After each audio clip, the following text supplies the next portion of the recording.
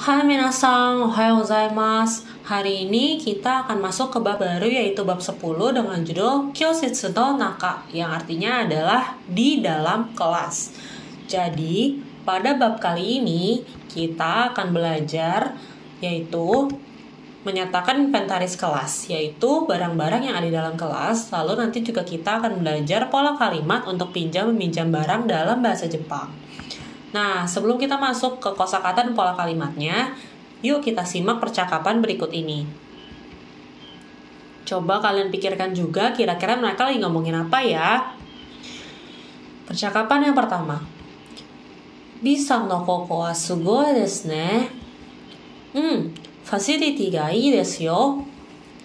教室に何がありますか？コンピューターとプロジェクターがあります。スピーカーもありますよ。そして教室にホワイトボードを使います。いいですね、羨ましい。Nah, jadi dari percakapan pertama ini apa sih yang sedang mereka bicarakan? Betul sekali, mereka sedang membicarakan kelas mereka di sekolahnya Bisang. Jadi A ini sedang berkunjung ke sekolahnya B. Lalu, si A ini sedang melihat-lihat kelasnya si B. Dan si B menjelaskan nih ada fasilitas apa aja di dalam kelasnya. A bertanya, Kyoshitsu ni nani ga arimasu ka? Di dalam kelasmu terdapat apa sih? Lalu si B menjawab, ada komputer dan ada proyektor. Lalu juga ada speaker. Lalu, di kelas itu menggunakan whiteboard atau whiteboard, papan tulis yang putih. Lalu A berkata, ii desu ne, urayamashi. Urayamashi artinya kayak iri deh. Gitu. Oke, sekarang kita lanjutkan lagi ke percakapan yang kedua ya. Nah, di percakapan yang kedua ini ada pertanyaan nih. Sumimasen, chizu arimasu ka? Terus dijawab, hai, arimasu yo, douzo. Arigatou gozaimasu. Atau bisa juga jawabannya berbeda. Sumimasen, chizu arimasu ka? Sumimasen, arimasen. So desu ka? Nah, kalau di percakapan kedua ini kira-kira apa ya yang sedang mereka bicarakan? Nah, jadi di percakapan kedua ini adalah pola kalimat untuk bertanya apakah di kelas itu ada peta atau tidak. Buat apa ditanyain ada atau enggak? Nah, di sini tujuannya adalah untuk meminjam barang tersebut. Jadi, sumimasen, chizu arimasu ka? Permisi, apakah ada peta? Lalu, hai, arimasu yo, douzo. Oh, iya, ada nih, silahkan. Arigatou gozaimasu. Tapi kalau misalnya nggak ada, kalian bisa jawab, sumimasen, arimasen. Arimasen artinya nggak ada ya. Kita sudah pernah belajar itu di bab-bab sebelumnya. Oke, itu adalah untuk percakapan yang kedua. Sekarang kita akan masuk ke percakapan yang ketiga. Sumimasen, gomi bako wa doko desu ka? Asoko, kyoshitsu no sumi desu. Kyoshitsu no sumi desu ne. Wakarimashita, arigatou gozaimashita. Nah, kalau di percakapan yang ketiga ini, apa sih yang sedang mereka bicarakan? Letak, posisi, betul sekali. Jadi, pada percakapan yang ketiga ini, ada pertanyaan, gomi bako wa doko desu ka? Tempat sampah di mana ya letaknya? Nah, lalu dijawab, asoko kyoshitsu no sumi desu. Di sana, ada di pojokan kelas. Lalu dikonfirmasi lagi oleh yang tanya tadi, kyoshitsu no sumi desu ne. Wakarimashita, arigatou gozaimashita. Oke. Jadi, sekarang dari percakapan-percakapan ini, kalian sudah bisa melihat kira-kira apa saja yang bisa kita praktekkan dalam keseharian untuk bahasa Jepang di bab 10 ini ya. Kita akan masuk ke bagian kosakata. Apa aja sih yang biasanya ada di ruang kelas? Nah, biasanya yang paling pertama ada di ruang kelas itu adalah quotes yang bisa memotivasi kalian. Contohnya adalah quotes yang ada di layar ini ya. Be smart, say please and thank you, make friends and be thoughtful, arrive on time, prepared and ready to learn, respect yourself and others, try your best. Ya, ini sih cuma intermezzo aja ya. Oke, kita langsung masuk ke barang-barang yang biasanya ada di kelas. Nah, dari gambar ini kita bisa lihat nih ada gorden, ada jendela, ada tempat sampah, dan lain sebagainya. Kita akan bahas satu-satu di slide berikut ini ya. Yang pertama, ada gorden, bahasa Jepangnya adalah curtain. Curtain. Lalu ada jendela, bahasa Jepangnya adalah mado. Mado. Selanjutnya ada tempat sampah, bahasa Jepangnya adalah gomi bako. Gomi bako. Lalu ada papan tulis. Papan tulis bahasa Jepangnya adalah kokubang. Kokubang. Nah, papan tulis di sini adalah papan tulis yang kapur ya. Jadi biasanya papan tulisnya berwarna hitam atau hijau. Itulah yang disebut kokubang.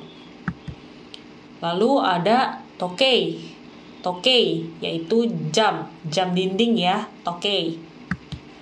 Lalu ada pintu, bahasa Jepangnya adalah doa.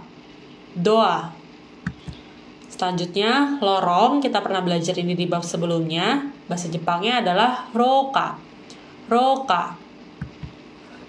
Ada kursi, yaitu isu. Isu. Kalau meja, bahasa Jepangnya adalah tsukue. Tsukue. Dan yang terakhir ada locker, bahasa Jepangnya adalah rokka. Rokka. Nah, hati-hati ya antara locker dengan lorong karena mungkin sekilas terdengar mirip. Kalau lorong itu rokka, kalau locker rokka. Jadi ada penekanan di bagian K-nya ya. Nah, selanjutnya juga di dalam kelas itu biasanya ada ini kalau kalian sedang belajar di sekolah. Ada tas, ada buku, dan lain sebagainya. Kita juga akan bahas ini di slide berikutnya ya. Yang pertama ada tas. Bahasa Jepangnya adalah kabang. Kabang. Lalu ada buku cetak. Buku cetak ini bahasa Jepangnya adalah kyokasho. Kyokasho. Kyokasho. Selanjutnya ada e-dictionary atau ini kamus elektronik gitu. Namanya adalah Denshi Jisho. Denshi Jisho. Jisho sendiri artinya adalah kamus. Jadi kalau kalian mau merujuk pada kamus yang buku, itu kalian cukup sebut Jisho. Jadi kalau Denshi Jisho adalah kamus digital ya, yang biasanya mungkin kayak kita sebut saja mereknya Alpha Pip gitu ya. Selanjutnya ada penghapus. Penghapus ini bahasa Jepangnya adalah keshigomu. Keshigomu. Lalu ada kotak pensil yaitu fudebako. Fudebako. Ada noto. Noto. Notebook ya atau buku catatan. Ada empitsu. Empitsu itu adalah pensil. Nah, itu kalau misalnya ada pen, itu juga ada bahasa Jepangnya juga pen ya. Nah, kita lanjut lagi ke benda-benda lain yang mungkin belum ada di sebelumnya ya. Yang pertama sini ada lemari, ada peta, ada vas bunga, dan lain sebagainya. Kita akan bahas di slide berikutnya. Yang pertama ada tana. Tana artinya adalah lemari. Kalau misalnya lemari buku, kalian bisa sebut hongdana. Hongdana. Lalu ada peta, yaitu bahasa Jepangnya adalah chizu. Chizu. Kalau papan tulis spidol, whiteboard. Whiteboard. Ini dari bahasa Inggris yaitu whiteboard ya. Ada sapu, hoki. Hoki. Proyektor adalah projector. Projector. Ada vas bunga, bahasa Jepangnya adalah kabing. Kabing.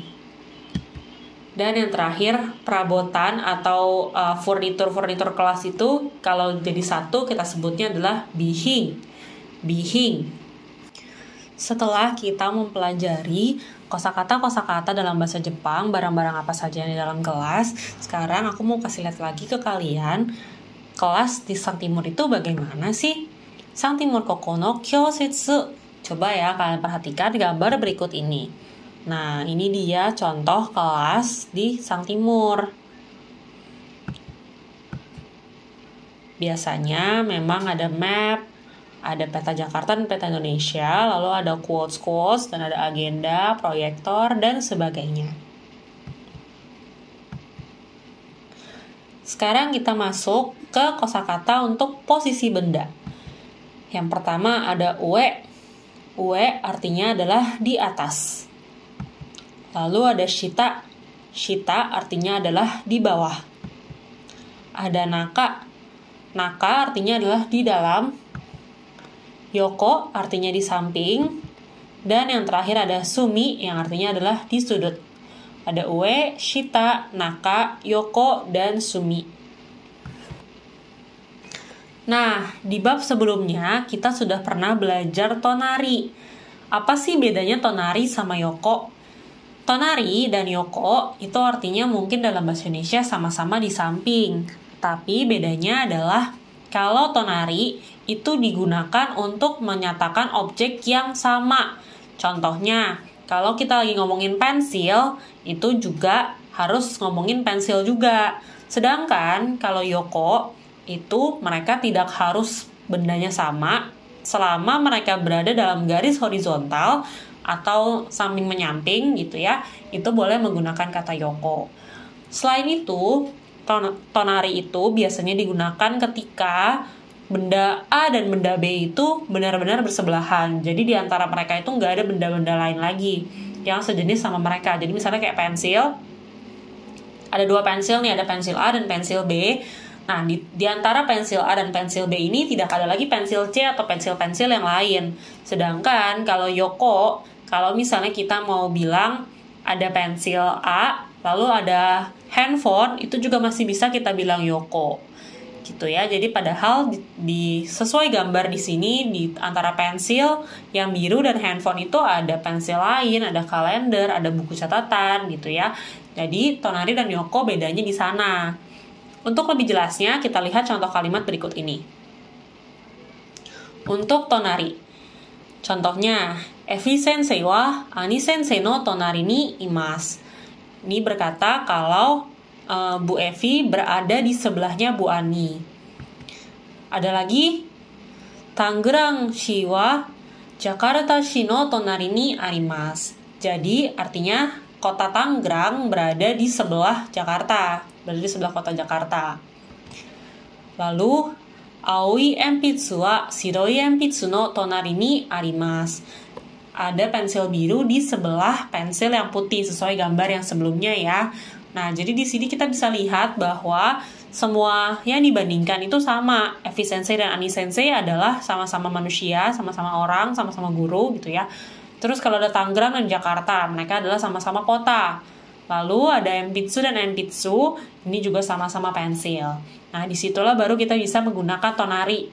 Terlebih lagi ketika di antara mereka tidak ada penghalang lain gitu ya. Jadi benar-benar bersebelahan. Kalau untuk penggunaan yoko kita lihat. Yang pertama, aoi enpitsu wa noto no yoko ni arimasu.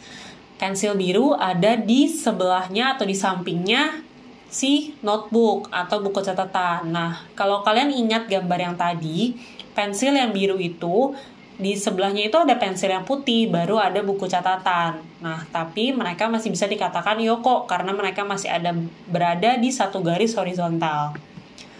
Noto no yoko ni keitai denwa ga arimasu. Di sebelah buku catatan ada keitai denwa yang artinya adalah handphone. Kyositsu no yoko ni ika sensei ga imasu. Nah, ini juga bisa. Jadi di sebelah kelas itu ada ika sensei. Nah, itu dia contoh-contoh penggunaan tonari dan yoko ya. Semoga kalian bisa mengerti perbedaan antara tonari dengan yoko. Kalau dalam bab ini kita memang banyak menggunakan yoko ya. Oke, kita langsung masuk ke pola kalimatnya. Nah, pola kalimat yang kita pelajari pada bab ini itu ada 4. Ada 4 ya. Yang pertama, untuk menyebutkan benda yang ada di kelas. Lalu yang kedua, untuk menanyakan keberadaan suatu benda, maksudnya ada atau enggak gitu ya. Yang ketiga, itu untuk menyebutkan letak bendanya. Dan yang terakhir, kita juga akan belajar pola kalimat untuk mengkonfirmasi ucapan lawan bicara. Nah, kita masuk ke pola kalimat yang pertama. yaitu untuk menyebutkan benda yang ada di dalam kelas.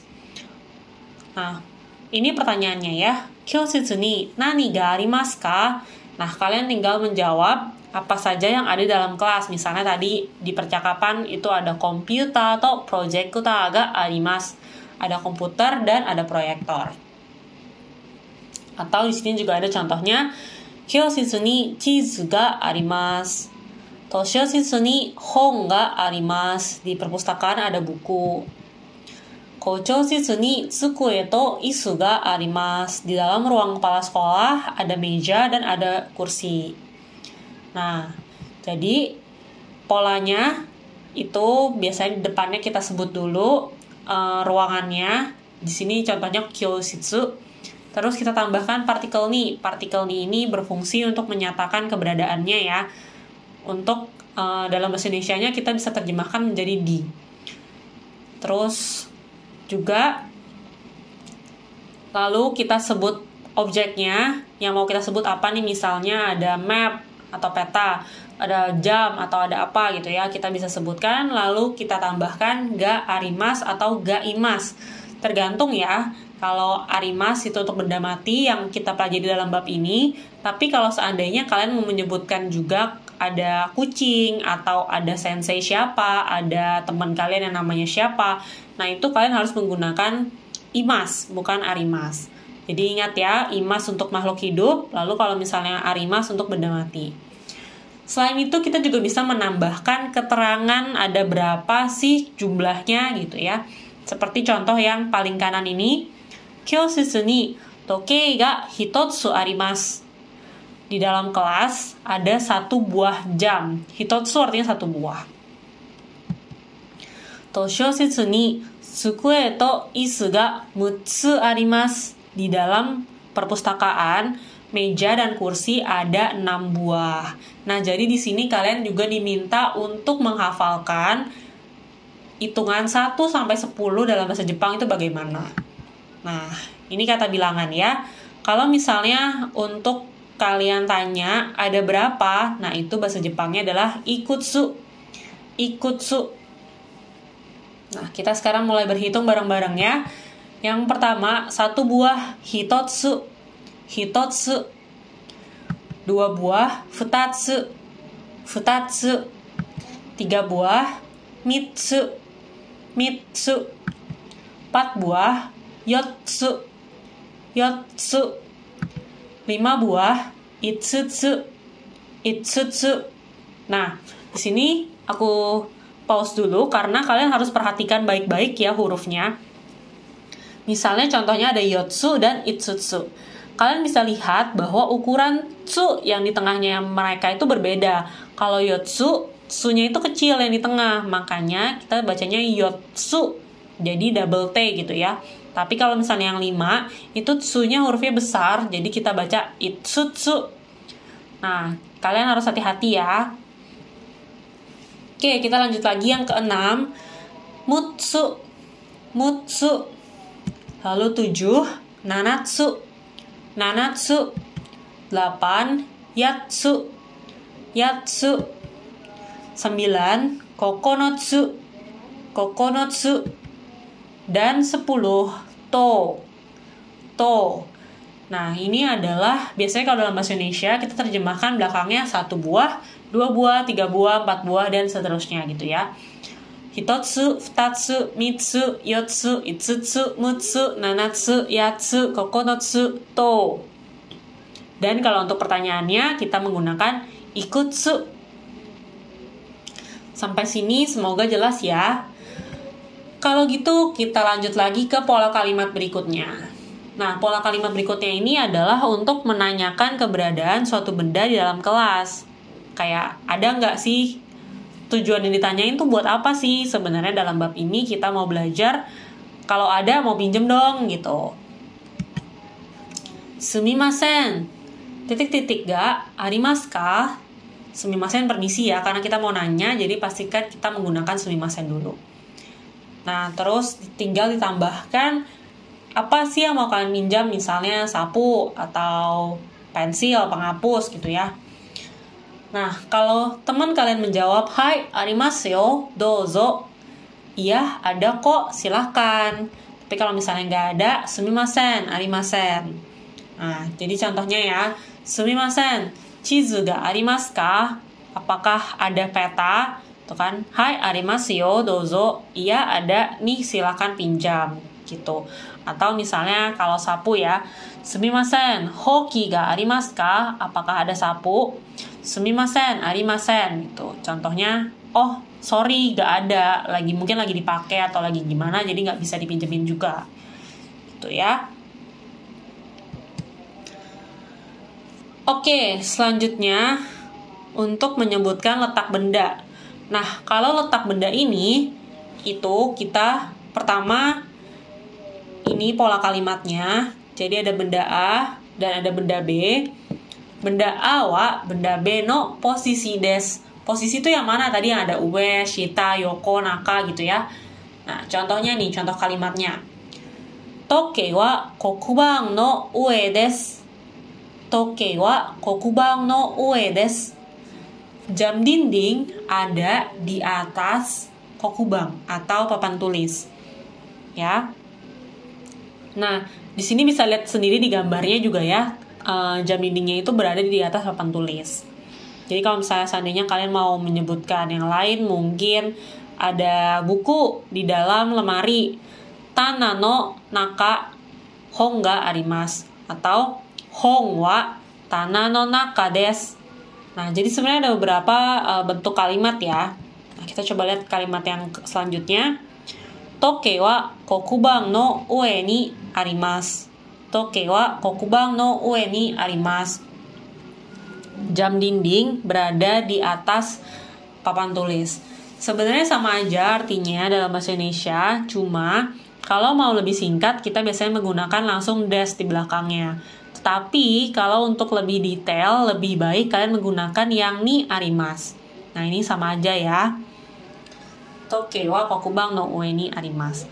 Nah, di sini kita berfokus untuk menyebutkan letak bendanya. Jadi kita berfokus pada benda A-nya nih. Tapi kalau seandainya kita mau berfokus pada benda B, itu juga bisa. Jadi seperti yang tadi aku contohkan ya. Tana no naka ni hong ga arimasu. Tana no naka ni hong ga arimasu. Di dalam lemari ada buku. Jadi di situ kita fokus pada si lemarinya, bukan pada bukunya.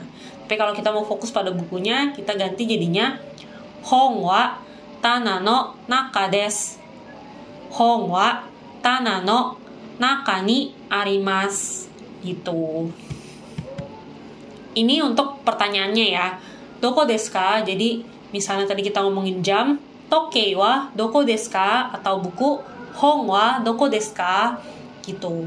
Nah, nanti kalian bisa explore lagi untuk menyebutkan letak benda-benda ya. Bisa juga dari gambar ini, atau misalnya kalian ingat-ingat gambar kelas kalian, ruangan kelas kalian waktu kalian sekolah. Pola kalimat yang terakhir adalah untuk mengkonfirmasi ucapan lawan bicara. Jadi, bahasa Jepang itu memang mereka suka mengkonfirmasi ulang apa yang diucapkan sama lawan bicaranya. Nah, sebelum itu kita mau belajar tentang wakata. Lalu ada wakarimashita dan yang terakhir ada kashikomarimashita. Ketiga kata ini artinya sebenarnya sama, yaitu saya mengerti. Nah, kalau wakata itu adalah bentuk casual yang biasanya bisa kalian gunakan ketika kalian ngobrol sama teman kalian. Nah, lalu kalau untuk bagian yang sopan itu biasanya kalian mengucapkannya wakarimashita. Wakarimashita. Misalnya kalau untuk teman kalian yang mungkin kalian belum terlalu kenal dekat, terus juga ke guru, ke orang yang lebih tua, itu biasanya kalian menggunakan wakarimashita. Dan yang terakhir ada kashikomarimashita. Nah, kalau kashikomarimashita ini mungkin dalam taraf SMA belum terlalu digunakan, tapi boleh banget kalau kalian mau tahu lebih lanjut. Ini digunakan di situasi yang sangat formal, seperti contohnya di kantor atau di tempat bekerja, untuk berbicara kepada atasan atau orang yang dianggap memiliki status lebih tinggi daripada kita. Nah, kita masuk ke contoh kalimat untuk mengkonfirmasi ucapan lawan bicara ya. Jadi tadi contohnya, dia nanya nih, sumimasen, hoki wa doko desu ka? Sumimasen ya, ini ada sedikit typo, sorry. Sumimasen, hoki wa doko desu ka? Permisi, sapunya ada di sebelah mana ya? Terus, tana no yoko desu. Tana no yoko desu. Ada di sebelah lemari. Nah, untuk mengonfirmasi ucapan lawan bicara itu menggunakan akhiran ne. Tana no yoko desu ne. Nah, jadi kita ulangin apa yang diucapkan sama lawan bicara, terus kita tambahkan ne di akhirnya. Tana no yoko desu ne. Karena sudah mengerti, kita ucapkan wakarimashita. Lalu tidak lupa juga untuk mengucapkan terima kasih, arigatou gozaimashita. Nah, di sini juga kita bisa belajar lagi tentang arigatou gozaimasu dan arigatou gozaimashita.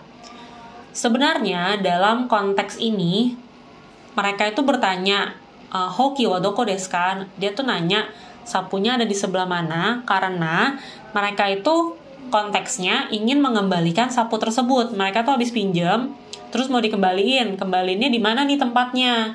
Nah, karena itu mereka mengucapkannya arigatou gozaimashita. Apa sih bedanya sama arigatou gozaimasu yang biasa? Kalau arigatou gozaimasu itu kita mengucapkan terima kasih ketika belum selesai gitu ya pekerjaannya. Misalnya kayak tadi kita meminjam. Kita mau minjam pulpen.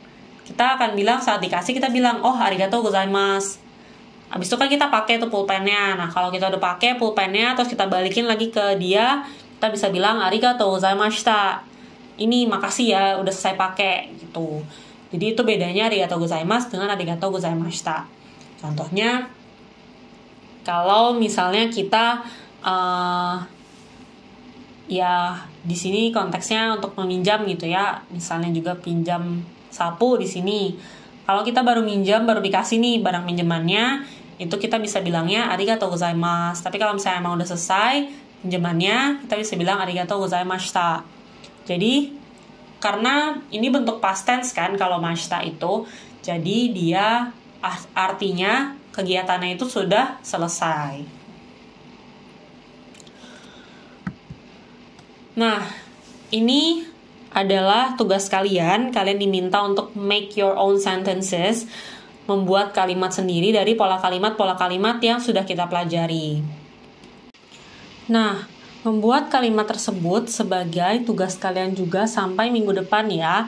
Jadi, kalian diminta untuk membuat 6 kalimat untuk 3 pola kalimat yang telah kita pelajari. Pola kalimat tersebut adalah pola kalimat untuk menyebutkan benda yang ada di kelas, pola kalimat untuk menanyakan keberadaan suatu benda beserta dengan jawabannya ya, dan menyebutkan letak benda. Jadi kayak yang pertama, kyoshitsu ni hon ga arimasu. Lalu pola kalimat kedua, chizu wa arimasu ka? Tuh. Lalu yang ketiga, menyebutkan letak benda, tokei wa kokubang no ue desu. Nah, seperti itu ya contoh-contohnya. Kalian diminta untuk membuat 2 kalimat untuk setiap pola yang ada. Jadi ada 3 pola, terus 1 pola 2 kalimat, jadilah kalian membuat 6 kalimat.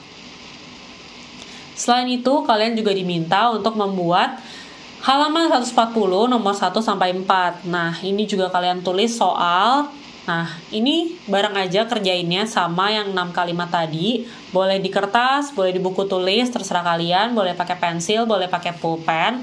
Nah, itu deadline-nya tanggal 23 Maret alias minggu depan ya. Jadi, waktunya 1 minggu. Terus, selain itu juga kalian diminta untuk mengerjakan latihan reading atau listening. Jadi, kalian bisa lihat di GCR, nanti ada tugasnya. Nama tugasnya itu sama, latihan reading atau listening. Nanti kalian akan diberikan instruksi di sana ya. Oke, itu dia untuk kelas kita hari ini. Kira-kira kalau misalnya ada yang kalian mau tanyakan, boleh silakan kontak aku lewat WhatsApp atau lewat Line ya. Kita ketemu lagi di pertemuan selanjutnya. Hai, koko de owarimashita. Mata raishu.